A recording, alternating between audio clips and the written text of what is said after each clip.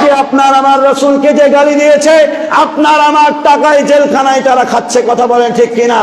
আমরা আমাদের উপার্জিত ট্যাক্সের টাকা দিয়ে কোন রাসূল বিদ্বেষী, ইসলাম বিদ্বেষীকে থানায় পুষতে চায় না, কথা বলেন ঠিক কিনা? এই মুসলমান দল মত নির্বিশেষে ইসলামের জন্য যদি আবারও আপনাকে আমাকে ঐক্যবদ্ধ হওয়া লাগে, ইসলামের জন্য এক হতে কারা কারা রাজি আছো, দুই হাত তুলে আল্লাহরে দেখায় দাও। আজকেও দেখেছি প্রশাসনের ভাইয়েরা এখানে আছেন, ঢুকতে দেখেছি, এখন কোন জায়গায় আছে জানি না। তবে আপনাদেরকে বারবার বলি, আমরা এখন পর্যন্ত শান্ত আছি, কিন্তু আমাদেরকে ইনিয়ে বিনিয়ে যদি কোনো কিছু করার আপনারা চেষ্টা করেন, আপনারা ঊর্ধ্বতম কর্মকর্তার সাথে আলোচনা করেন, তা যদি না করেন, ইনশাআল্লাহ ইনশাআল্লাহ এই নির্বাচনের আগে কোরআনের আইন বাস্তবায়ন হবে কি হবে না জানি না, তবে বাংলাদেশের তৌহিদি জনতা এই আইন বাস্তবায়ন করেই ছাড়বে ইনশাআল্লাহ। যে রাসূলকে যে গালি দেবে প্রকাশ্যে তাকে ফাঁসি দিতে হবে, কথা বলেন ঠিক কিনা? فقد قال الله تبارك وتعالى في كلامه المجيد وفي فرقانه الحميد. أعوذ بالله من الشيطان الرجيم. بسم الله الرحمن الرحيم. يا أيها الناس إنا خلقناكم من ذكر وأنثى وجعلناكم شعوبا وقبائل لتعارفوا إن أكرمكم عند الله أتقاكم إن الله عليم خبير. وقال رسول الله صلى الله عليه وسلم: تركت فيكم أمرين لن تضلوا ما تمسكتم بهما كتاب الله وسنة رسوله أو كما قال النبي عليه الصلاة والسلام.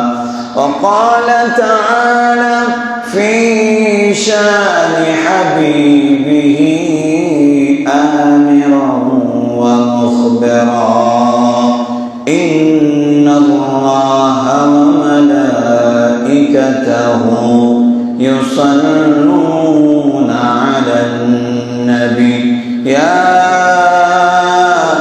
أيها الذين آمنوا صلوا عليه وسلموا تسليما.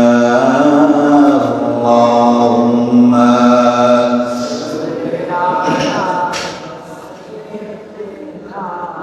مولانا محمد وعلى آل سيدنا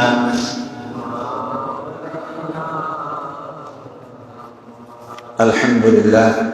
সমস্ত প্রশংসা ও তারিফ সেই মহান আল্লাহ রাব্বুল ইজ্জাতের দরবার, যে আল্লাহ রাব্বুল আলামিন আপনাকে আমাকে মহব্বত করে ভালোবেসে সুস্থ অবস্থায় সুস্থতার মতো গুরুত্বপূর্ণ মহামূল্যবান নিয়ামত দান করে পবিত্র দিন জুমার মসজিদে জুমার পূর্ব মুহূর্তে কোরআন এবং হাদিস থেকে কিছু কথা বলার এবং শোনার সুযোগ, তৌফিক, পরিস্থিতি দান করলেন।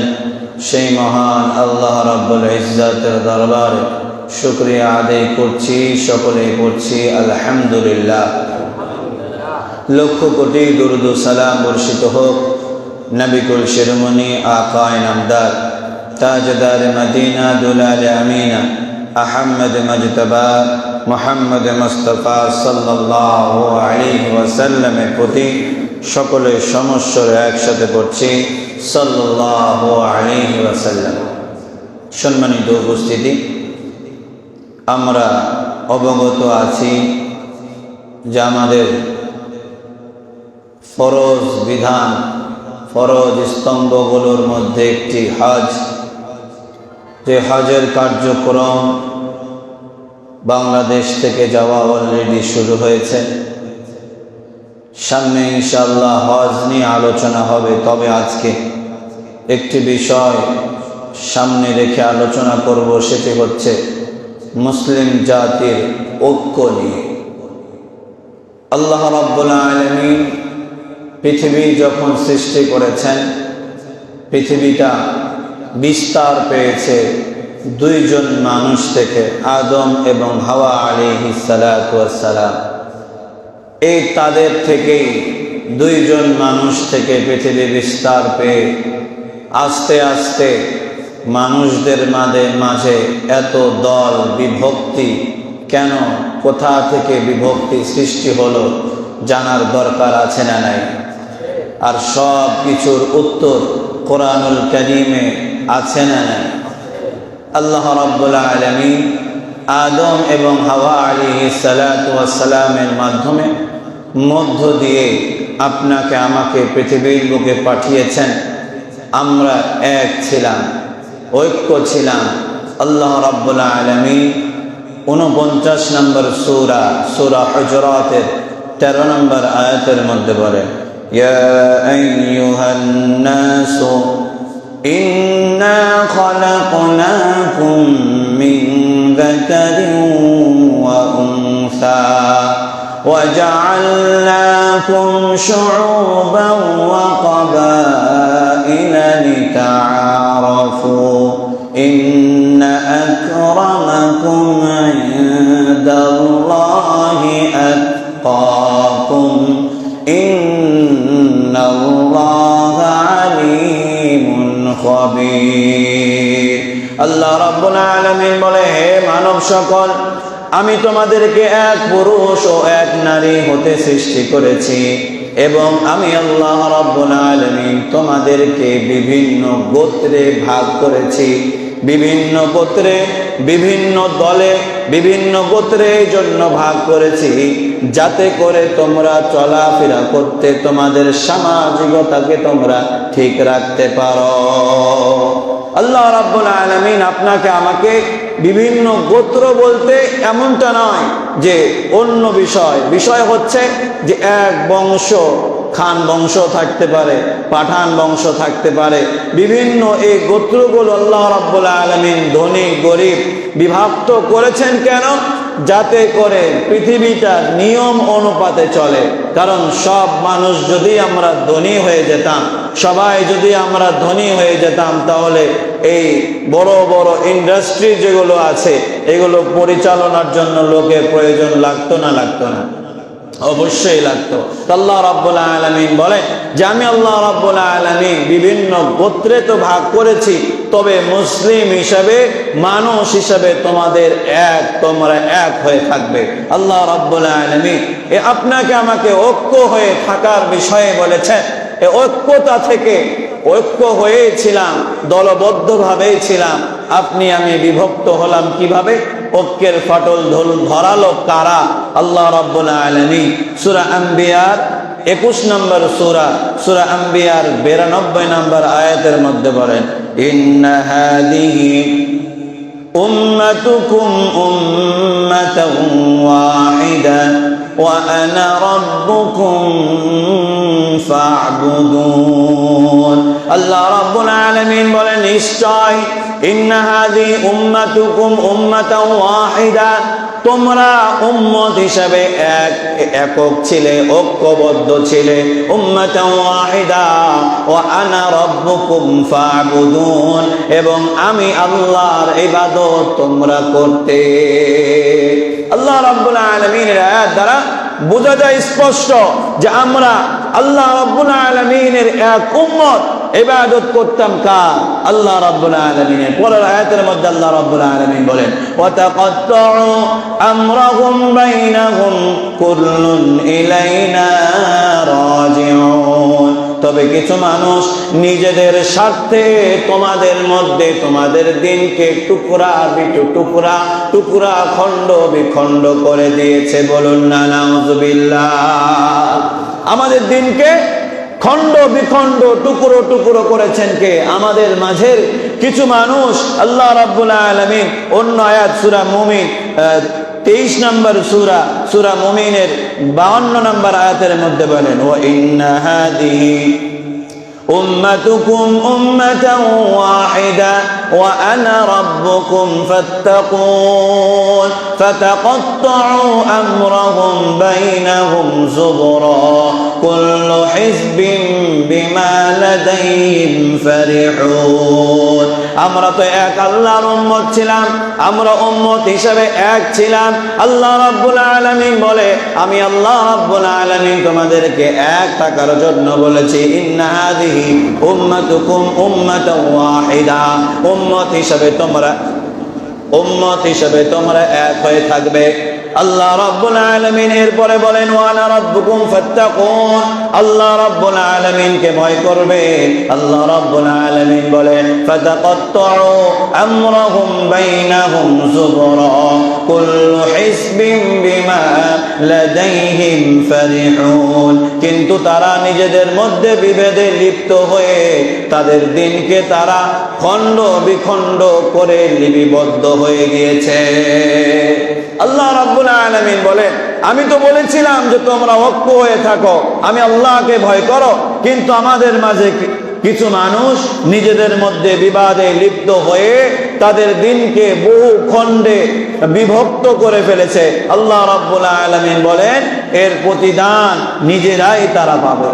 আল্লাহ রাব্বুল আলামিন বলছেন যে আমি আল্লাহ রাব্বুল আলামিন তো এক উম্মত হিসাবে পাঠিয়েছিলাম। এই আয়াতের তাফসীরে ইবনে কাসিরের মধ্যে উল্লেখ হচ্ছে, মুহাম্মদ ইবনে কাইস রাহমাতুল্লাহি আলাইহি বিষয়টি উল্লেখ করেছেন যে হযরত আদম আলাইহিস সালাতু ওয়াস সালামের পর থেকে নিয়ে মানব জাতি ঐক্যই ছিল। মানব জাতির ধর্ম একটাই ছিল, সেটা কি? ইসলাম। মানব জাতির ধর্ম ছিল একটাই, তার নাম কি? ইসলাম। হযরত আদম আলাইহিস সালাতু ওয়াস সালামের ইন্তেকালের পরে তাফসীর ইবনে কাসিরের মধ্যে বিষয়টি নিয়ে আসা হয়েছে। হযরত আদম আলাইহিস সালাতু ওয়াস সালামের ওয়াফাতের পরে নূহ আলাইহিস সালাতু ওয়াস সালামের জন্মের আগ পর্যন্ত এই কওমের মধ্যে 5 জন ব্যক্তি খুব আল্লাহওয়ালা ছিল। কয়জন ব্যক্তি? 5 জন ব্যক্তি, যাদের ব্যাপারে আল্লাহ রাব্বুল আলামিন কালামে হাকিমে তাদের নাম উল্লেখ করেছেন। সূরা 71 নম্বর সূরা নূহের 23 নম্বর আয়াতের মধ্যে আল্লাহ রাব্বুল আলামিন বলেন ক্বালু লা তাযারুন্না আলিহাতাকুম ওয়া লা তাযারুন্না ওয়াদ্দান ওয়া লা সুওয়া'আন ওয়া লা ইয়াগুসা ওয়া ইয়াউক ওয়া নাসরা। এই 5 জনের নাম আল্লাহ রাব্বুল আলামিন কালামে হাকিমের মধ্যে উল্লেখ করেছেন যে নূহ আলাইহিস সালাতু ওয়াস সালামের কওম, যে কওমে নূহ আলাইহিস সালাতু ওয়াস সালাম আবির্ভাব হবে, জন্ম নেবে, তার আগে এই গোত্রের মধ্যে 5 জন ব্যক্তি ছিল, যাদের নাম, একজনের নাম হচ্ছে ওয়াদ, একজনের নাম হচ্ছে সুয়া, আর একজনের নাম হচ্ছে ইয়াগুস, আর একজনের নাম হচ্ছে ওয়ায়াউক ওয়া নাসরা। 5 জন ব্যক্তি ছিল। এই 5 জন ব্যক্তি খুব আল্লাহওয়ালা ছিল। এই 5 জন ব্যক্তি ইন্তেকালের পরে শয়তান এবার ওই কওমের লোকদেরকে ওয়াসওয়াসা দেয়া আরম্ভ করলো। তখন পর্যন্ত ধর্ম কয়টা ছিল? একটু আওয়াজ দিয়ে বলেন, তখন পর্যন্ত ধর্ম কয়টা ছিল? হযরত আদম আলাইহিস সালাতু ওয়াস সালামের পরে নূহ আলাইহিস সালাতু ওয়াস সালামের জন্মের আগ পর্যন্ত নূহ আলাইহিস সালাতু ওয়াস সালাম যে কওমে জন্মগ্রহণ করবে, এই কওমের মধ্যে নেককার পরেজগার ব্যক্তি ছিল কয়টা? 5টা। আল্লাহ রাব্বুল আলামিনের এই 5 গোলাম যখন পৃথিবী থেকে বিদায় নিয়ে চলে গেল, তাফসীরে ইবনে কাসিরে মুহাম্মদ ইবনে কাইস রাহমাতুল্লাহি আলাইহি বলেন যখন এই পাঁচজন ব্যক্তি ইন্তেকাল করলো, এই পাঁচজন ব্যক্তি ইন্তেকালের পর এবার শয়তান ওয়াসওয়াসা দেয়া আরম্ভ করলো, হায়রে শয়তান ওয়াসওয়াসা দেয় যে এই পাঁচজন ব্যক্তি তোমাদের মাঝ থেকে বিদায় নিয়েছে, এই পাঁচজন আল্লাহর গোলাম ছিল, এই পাঁচজন আল্লাহ রাব্বুল আলামিনকে বেশি চিনতো, অতএব তোমরা তো সরাসরি আল্লাহকে ডাকতে পারবে না, তোমরা কি তাদের কবরের পাশে দাঁড়ায়া তাদেরকে মাধ্যম বানায়া আল্লাহকে ডাকো, বলুন না নাউজুবিল্লাহ। এর মানে তাফসীর ইবনে কাসিরে মুহাম্মদ ইবনে কাইয়িস রাহমাতুল্লাহ আলাইহি বলেন যে তাদেরকে উদ্বুদ্ধ করলো, তোমরা ওই পাঁচজন ব্যক্তির কবর পূজা আরম্ভ করো, তাদের মাধ্যম দিয়ে তাদের কাছে চাও, তাহলে তোমাদের সকল চাওয়া পাওয়া পূরণ করে দেবেন আল্লাহ, বলুন না নাউজুবিল্লাহি মিন যালিক। ওই যে শুরু হলো, ওই সময়ে কিছু মানুষ ওই পাঁচজন ব্যক্তির কাছে চাওয়া আরম্ভ করলো কবরের পাশে গিয়ে। আজও বলুন তো দেখি, কবরের কাছে গিয়ে হাত তুলে মাজারে গিয়ে মান্নত করার মুসলমান পৃথিবীতে আছে না নাই? তো আওয়াজ দিয়ে বলুন, আছে না নাই? ওই যে ওই সময় শয়তান শিক্ষা দিল যে তোমরা এই পাঁচজনের কবরের পাশে গিয়ে তাদের কাছে চাও, তারা তো নেককার ছিল, তাদের কাছে চাইলেই পাবা।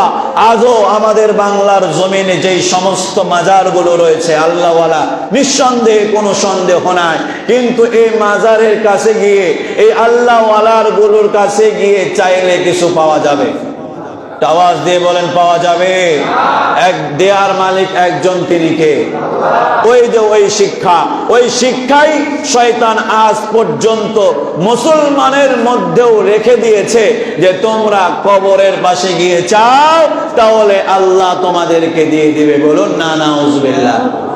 গত বছর দেখেছিলাম, এই বছর দেখি নাই, গত বছরে দেখেছিলাম একজন বড় মাজার পন্থী একজন ব্যক্তি এসএসসি পরীক্ষা দিবে, কিছু ছাত্র তাদেরকে নিয়ে গিয়েছে মাজারের কাছে, মানে তাদের হুজুর কেবলার কাছে নিয়ে গিয়ে বলে যে হুজুর, আপনার কাছে নিয়ে এসেছে এই যে ছেলেগুলোকে, আপনি তাদেরকে দোয়া করে দেন তারা যেন পরীক্ষায় পাস করে। আচ্ছা বলুন তো দেখি, কবরের মধ্যে তাদের হযরত কেবলা জিন্দা না মুর্দা? তার মানে যে সে যে চাইলো, সে হুজুরের কাছে চাইলো না আল্লাহর কাছে চাইলো? হুজুরের কাছে চাইলো। এই শিক্ষাটা দিয়েছে কে? শয়তান। ওই যে ওই সময় থেকে ওই পাঁচজনের কবর কবরে মাজারের কাছে চাওয়া, এক নাম্বার শয়তান ওয়াসওয়াসা দিল। এরপরের প্রজন্মকে শয়তান ওয়াসওয়াসা দিল। তাফসীর ইবনে কাসিরের কথা বলছি। এরপরের প্রজন্মকে শয়তান ওয়াসওয়াসা দিল, ওই পাঁচজনকে তো তোমরা কবরে রেখেছো, মাজার বানায় রেখেছো, কিন্তু বিষয় হচ্ছে ওই পাঁচজনের চেহারা অনেক মানুষ ভুলে যাচ্ছে, তাদের আস্তে আস্তে মানুষ ভুলে যাচ্ছে, এদেরকে স্মরণ করে রাখা দরকার। এই পাঁচজন আল্লাহওয়ালাকে যেন মানুষ ভুলে না যায়, এই পাঁচজন মানুষকে যেন মানুষ ভুলে না যায়, এই জন্য তাদের স্মরণে, তাদের পাঁচজনের স্মরণে পাঁচটা মূর্তি বানানোর প্রয়োজন। নাউজুবিল্লাহ বলেন। শয়তান ওয়াসওয়াসা দিল যে তাদের পূজা করার দরকার নাই। প্রথম ওয়াসওয়াসা যে এই পাঁচজন তো ভালো মানুষ ছিল, এই পাঁচজনকে যাতে করে পৃথিবীর মানুষ ভুলে না যায়, তো এই জন্য কি করো, এই পাঁচজনের পাঁচটা মূর্তি বানাও, যাতে করে এই পাঁচজনকে মানুষ স্মরণ রাখে। বলুন না নাউজুবিল্লাহ। ওই শয়তানের ওই যে বুদ্ধি দিয়েছিল শয়তান, ওই বুদ্ধির মানুষ এখনো পৃথিবীতে আছে না নাই? আওয়াজ দিয়ে বলেন, আছে না নাই? আমাদের দেশটাকে মূর্তি দিয়ে এক গ্রুপ ভরিয়ে দিতে চেয়েছিল না চাই নাই? উদ্দেশ্য কি ছিল? নেক উদ্দেশ্যে শয়তানের ধোঁকা। একটা বইও আছে যে নেক সুরতে শয়তানের ধোঁকা। আগের গজলগুলো দেখবেন, আগের গজলগুলো এমনি ছিল, গজল শুধু সুন্দর সুর দিয়ে গজলগুলো ছিল, কিন্তু এখন গজলগুলোর মধ্যে মিউজিক ঢুকায় না? আওয়াজ দিয়ে বলেন। গজলের মধ্যে এখন মিউজিক ঢোকাচ্ছে, বলে কি সৌন্দর্য বাড়ানোর জন্য, মানে নেক সুরতে শয়তানের ধোঁকা। যে বাদ্যযন্ত্রকে আল্লাহ রাসূল হারাম করে গেল, আজকে নেক সুরতে আস্তে করে গজলগুলো মনোযোগের সাথে শুনবেন, যেগুলো মডার্ন গজল, এই গজলগুলোর ভিতর দিয়ে আস্তে করে একটা মিউজিক ঢুকায় দেয়, বলে যে এটা প্যাড, কোনটা বলে ব্যান্ড, বিভিন্ন মিউজিক ঢুকায় দেয়। তো নেক সুরতে শয়তানের ধোঁকা। আমাদের বাংলাদেশেও কিছু মানুষ বলেছিল যে জাতির পিতাকে যেন মানুষ ভুলে না যায়, এই জন্য মূর্তি বানানো লাগবে। কথা বলেন ঠিক কিনা? তো মূর্তি যারা বানিয়েছে তারা কি ভালো মানুষের গ্রুপ না শয়তানের গ্রুপ? আওয়াজ দিয়ে বলেন। সম্মানিত উপস্থিতি, আরো দুঃখ আর পরিতাপের বিষয়, পয়লা বৈশাখে দেখতাম আমরা হোশ হওয়ার পর থেকে যে কিছু মানুষ পয়লা বৈশাখ উদযাপনের জন্য এই কি বলো হুতুম পেঁচা এই সেই মূর্তি বানায়া পয়লা বৈশাখ উদযাপনের জন্য রাস্তাঘাটে বের হতো। কিন্তু দুঃখ আর পরিতাপের বিষয়, কোন কে নাম জানি কি ফারুকি নাকি নাম, আমাদের রমজান মাসের মতো পবিত্র একটি উদযাপন ঈদুল ফিতরকে কি বলে প্রশ্নবিদ্ধ করার জন্য সূক্ষ্মভাবে আমাদের মাঝেও মূর্তিকে ঢুকায় দেওয়ার জন্য এই রমজানের ঈদেও মূর্তি বানায়া ঈদ উদযাপন করেছে। কথা বলেন ঠিক কিনা? এটা হচ্ছে শয়তানের ঢোকা। তা আপনি আমি যদি এখন থেকে সতর্ক না হই, শয়তান ওয়াসওয়াসা দিল এই 5 জনকে তোমরা মূর্তি বানাও, তাহলে সমাজের মানুষগুলো এদেরকে স্মরণ রাখবে। এই 5 জনের যখন মূর্তি বানানো হলো, এই প্রজন্ম ইন্তেকাল করলো। এই প্রজন্ম ইন্তেকালের পরে শয়তান এবার মূল জায়গায় হাত দিয়ে বলল, এই যে 5 জনের মূর্তি দেখতেছো, এই 5 জনের মূর্তি এমনি বানানো হয় নাই, তোমাদের পূর্বপুরুষ এই মূর্তিগুলোর পূজা করত, অতএব তোমরাও এই মূর্তিগুলোর পূজা আরম্ভ করো। বলুন না নাউজুবিল্লাহ। তার মানে শয়তানের ওয়াসওয়াসাটা এইরকমই যে আস্তে আস্তে আগায়। যখন এই জেনারেশনকে বলল নূহ আলাইহিস সালাতু ওয়াস সালাম যে কওমে জন্ম নেবেন তার আগের কথা এরকম, তাদেরকে শয়তান ওয়াসওয়াসা দিল যে এই 5 জনের মূর্তি এতদিন ধরে তোমরা দেখছো, এমনি নাকি এই মূর্তিগুলো বানানো ছিল, তোমাদের পূর্বপুরুষ এদের পূজা করত, এমনি তো বানায় নাই। শয়তানের ওয়াসওয়াসায় পড়ে ওই পরবর্তী প্রজন্ম এবার মূর্তির পূজা আরম্ভ করলো। সম্মানিত উপস্থিতি, আমাদের ঈদুল ফিতরে যারা এই মূর্তিগুলোর যাত্রা বের করেছিল, বলেছিল আনন্দ যাত্রা, এদের এই যাত্রাকে যদি আমরা এখনই না রুখে দাঁড়াই, সামনে আমাদের ভবিষ্যৎ প্রজন্মকে তারা শিক্ষা দেবে যে মূর্তি মুসলমানরাও ব্যবহার করতে পারবে, ইসলামে নিষেধ নাই। কথা বলেন ঠিক কিনা? অতএব বাংলার জমিনে যারা আবারও মূর্তি পূজার সংস্কৃতিকে উজ্জীবিত করতে চায়, এদের হাতকে যদি মুসলমান এখনো ভেঙে না ফেলেন, সামনে গোটা দেশকে, গোটা মুসলমান জাতিকে মূর্তি পূজা করতে বাধ্য করবে এক শ্রেণীর মানুষ। কথা বলেন ঠিক কিনা? এ মুসলমান, এই মূর্তি পূজক যারা শয়তানের ধোঁকা, নেক সুরতে শয়তানের ধোঁকায় মূর্তিকে বারবার আমাদের সংস্কৃতিতে ঢুকিয়ে দিচ্ছে, এদের বিরুদ্ধে রুখে দাঁড়ানোর মতো ঈমান তৈরি রাখতে পারবেন তো ইনশাআল্লাহ? সম্মানিত উপস্থিতি, আলোচনা চলছিল যে আমরা ছিলাম এক জাতি। কয় জাতি? আদম আলাইহিস সালাতু ওয়াস সালাম থেকে নিয়ে নূহ আলাইহিস সালাতু ওয়াস সালাম পর্যন্ত ধর্ম ছিল কয়টা? একটাই।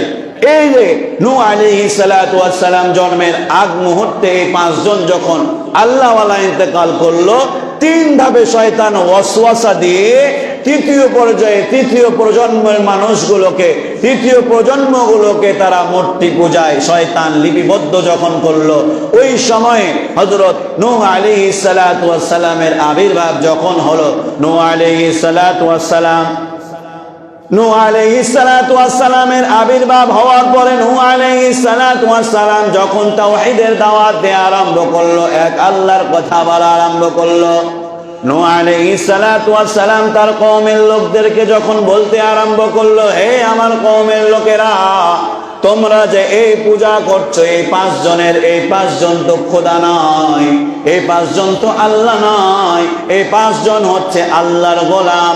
আমাদের একজন স্রষ্টা রয়েছে, তার ইবাদত করা লাগবে, তার গোলামি করা লাগবে। 23 নম্বর সূরা সূরা মুমিনের 52 নম্বর আয়াতের তাফসীর দেখবেন। নূহ আলাইহিস সালাতু ওয়াস সালাম এই কথা বলার পরে, নাম্বারটি এই জন্য বললাম, পরবর্তী কথাটা খুব কষ্টদায়ক হবে। নূহ আলাইহিস সালাতু ওয়াস সালাম এই কথা বলার পরে সমাজের এক শ্রেণীর মানুষের বিরোধিতা করতে আরম্ভ করলো। কোন মানুষগুলো বিরোধিতা করতে আরম্ভ করলো? যে মানুষগুলোর হাতে রাষ্ট্রের ক্ষমতা ছিল। সমাজের মধ্যে বর্তমান যুগেও আমরা দেখি ইসলাম নিয়ে, কোরআন নিয়ে যদি কোনো কথা বলা হয়, কোরআনের আইনকে যদি বাস্তবায়ন করতে বলা হয়, সাধারণ মানুষের কিছু হয় না। যাদের হাতে ক্ষমতা থাকে তাদের গায়ে চুলকানি শুরু হয়ে যায়। কথা বলেন ঠিক কিনা? কথা কি আমার? তাফসীর ইবনে কাসির থেকে বলছি। ওই সময় নূহ আলাইহিস সালাতু ওয়াস সালাম যখন দাওয়াত দিল যে না না না, এইটা তো কখনো হতে পারে না, এক আল্লাহর গোলামি করা লাগবে, আল্লাহ ছাড়া কারো গোলামি করা যাবে না। তারা চিন্তা করলো, এই নূহের যদি কথা শুনতে আরম্ভ করি, তার আল্লাহর বা দেয়া আইন যদি বাস্তবায়ন করতে আরম্ভ করি, পকেট তো আর ভরবে না। কথা বলেন, কথা কি ভুল বললাম? তারা চিন্তা করলো যে নূহ আলাইহিস সালাতু ওয়াস সালাম যে রিসালাত, যে কিতাব নিয়ে এসেছে, যে একত্ববাদের ঘোষণা সে দিচ্ছে, এই অনুযায়ী যদি চলা যায় তাহলে ক্ষমতা তো আমাদের হাতে থাকবে না। কথা বলে, আমি তো আমার দলের কেউ যদি চুরি করে তাহলে তো আর বিচার করতে পারবো না। কথা বলেন ঠিক কিনা? এই জন্যই আমি কোন দলকে আরো বারবার আমি একটা কথা বলি, আপনারা যারা আমার কাছের মুসল্লি আপনারাও জানেন যে আমি সত্য কথা বলি, হক কথা বলি, যার গায়ে লাগবে লাগুক, কোনো কিছু করার নাই। তো এই জন্য আমি তো এর আগেও কয়েক জুমা আগেও বলেছিলাম যে যারা বলছে যে আমরা দেশে কোরআনের আইন বাস্তবায়ন করতে চাই, আর এক দল বলছে যে আমরা ক্ষমতা পেতে চাই। সাধারণ ভাষায় কি বলে, জামাত আর বিএনপি তো আমাদের মাঝে আমরা দেখতে পাই। তো জামাত শুধুমাত্র কোরআন কি জামাতেরই নাকি বিএনপিরও? আওয়াজ দিয়ে বলেন। তো কোরআনের আইন যদি বাস্তবায়ন করা হয় তাহলে কি হিন্দুদের উপর অত্যাচার করা হবে নাকি? খ্রিস্টানদের উপর অত্যাচার করা হবে নাকি? গত সপ্তাহে তো বলেছিলাম, সূরা আনআমের 108 নম্বর আয়াতের মধ্যে বলেছেন, ওয়ালা তাসুব্বুল্লাযীনা ইয়াদউনা মিন দুনিল্লাহি ফায়াসুব্বুল্লাহা আদওয়ান বিগাইরি ইলম। হে মুসলমান জাতি, তোমরা অন্য ধর্ম অবলম্বী যারা, তাদের খোদাদেরকে তোমরা গালি পর্যন্ত দেবে না। বলেছেন কে?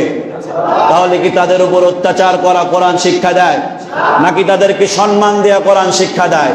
তাহলে আপনারা বা অন্য দল যারা রয়েছে, নতুন নতুন দল যারা রয়েছে, নতুন একটা দল সংগঠন হলো, এই দল এরা কেন বলছে না যে আমরাও কোরআন অনুযায়ী দেশ বাস্তবায়ন করব? না বলার কারণ একটাই, এইরকমই হতে পারে যে কোরআনের আইন যদি বাস্তবায়ন হয়ে যায় তাহলে চুরি করলে তো হাত কাটা পড়বে, তো সর্বপ্রথম নিজের লোকগুলোরই তো হাত কাটা যাবে। কথা কি ভুল বলেছি? নিজের ছেলের তো আগে হাত কাটা যাবে।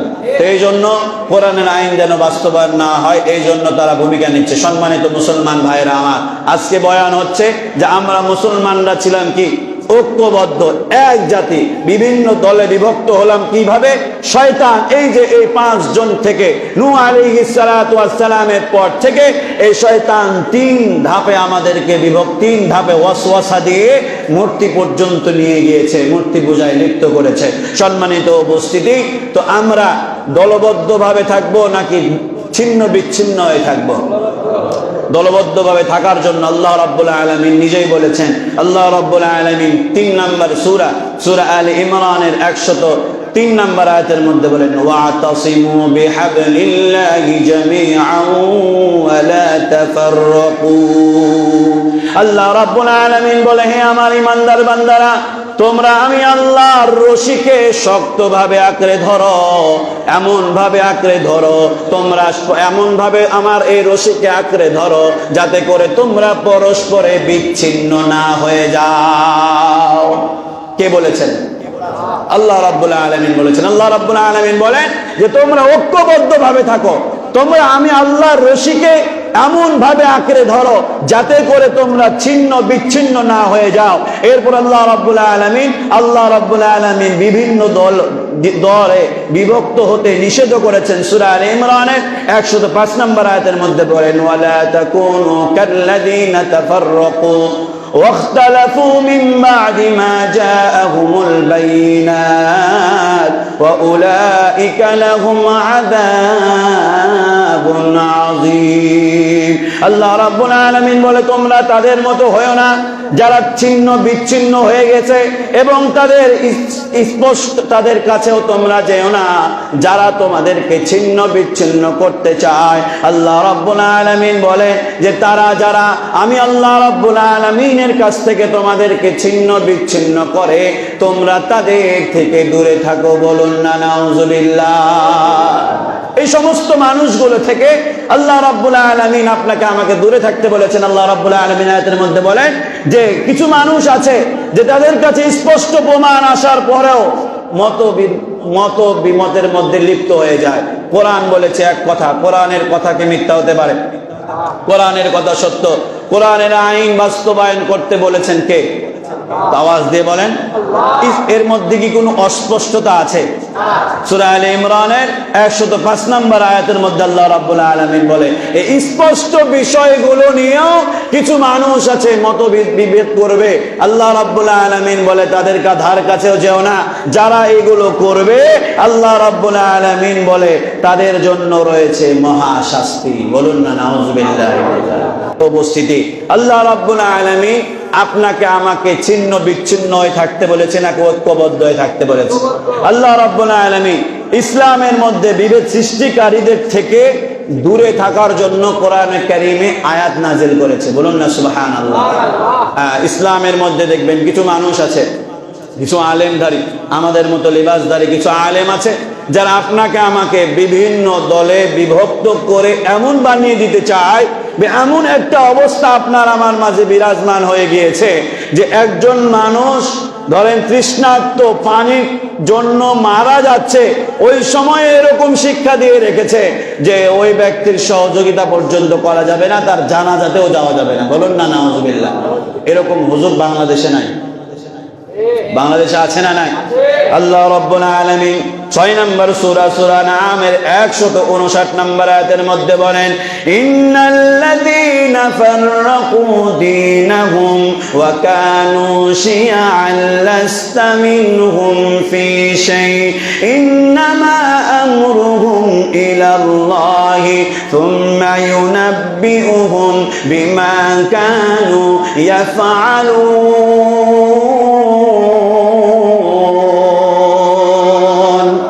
আল্লাহ রাব্বুল আলামিনের পয়গম্বরকে আল্লাহ রাব্বুল আলামিন জানায় দেয়, হে নবী, নিশ্চয় যারা নিজেদের দ্বীনের মধ্যে বিভেদ সৃষ্টি করেছে এবং বিভিন্ন দলে বিভক্ত হয়ে পড়েছে তাদের সাথে আপনার কোনো আপোষ নাই, তাদের সাথে আপনি কোনো আপোষ করবেন না। আল্লাহ রাসূলের যদি তাদের সাথে আপোষ না থাকে, আল্লাহ রাসূলের যদি তাদের সাথে সম্পর্ক না থাকে, মুসলমান বলুন তো দেখি তাদের সাথে কি আমাদের সম্পর্ক রাখা যাবে? সম্মানিত মুসলমান ভাইরা আমার, তার মানে সার সংক্ষেপ কথা আমি একটি বুঝাতে যাচ্ছি যে দলবদ্ধ মুসলমানদেরকে থাকতে বলেছেন কে? আওয়াজ দিয়ে বলেন, বলেছেন কে? আল্লাহ রাসূল সাল্লাল্লাহু আলাইহি ওয়াসাল্লাম। এতক্ষণ আমি কি কোনো হাদিস বলেছি নাকি আয়াতের উপরে আলোচনা করছি? সব কোরআন থেকেই বলেছি। আল্লাহ রাসূল সাল্লাল্লাহু আলাইহি ওয়াসাল্লামের সহিহ হাদিস, আল্লাহ রাসূল সাল্লাল্লাহু আলাইহি ওয়াসাল্লাম বলেন তারাকতু ফীকুম আমরাইন লান তাদিল্লু মা তামাসসাকতুম বিহিমা কিতাবুল্লাহি ওয়া সুন্নাতু রাসূলি। আল্লাহ রাসূল সাল্লাল্লাহু আলাইহি ওয়াসাল্লাম বলেন ততক্ষণ পর্যন্ত তোমরা ক্ষতিগ্রস্ত হবে না, বিপদের মুখে পড়বে না, তোমরা বিপদগামী হবে না যতক্ষণ পর্যন্ত তোমরা কোরআন এবং আমি রাসূলের সুন্নাহকে আঁকড়ে ধরে থাকবে। বলুন না সুবহানাল্লাহ। সম্মানিত মুসলমান ভাইয়েরা আমার, এই 96% মুসলমানের দেশে আমরা কি ঐক্যবদ্ধ নাকি ছিন্ন বিচ্ছিন্ন? আওয়াজ দিয়ে বলেন, আমরা কি ঐক্যবদ্ধ নাকি ছিন্ন বিচ্ছিন্ন? আমাদের কি কোরআন এক নাকি দুইটা? আওয়াজ দিয়ে বলেন, আমাদের কোরআন এক নাকি দুইটা? আমাদের প্রভু এক, এক নবীর উম্মত, জীবন বিধান এক, ওই শিবানী কোরআন। আমাদের প্রভু এক, এক নবীর উম্মত, জীবন বিধান এক, ওই শিবানী কোরআন। তবে কেন এক নও হে মুসলমান, এক হও, এক হও করি আহ্বান। তবে কেন এক নও হে মুসলমান,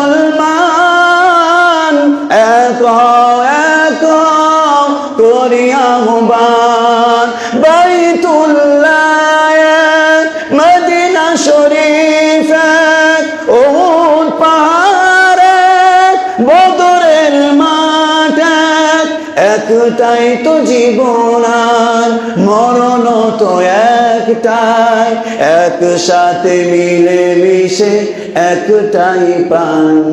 তবে কেন এখনো হে মুসলমান, এক হও এক হও করিয়া আহ্বান।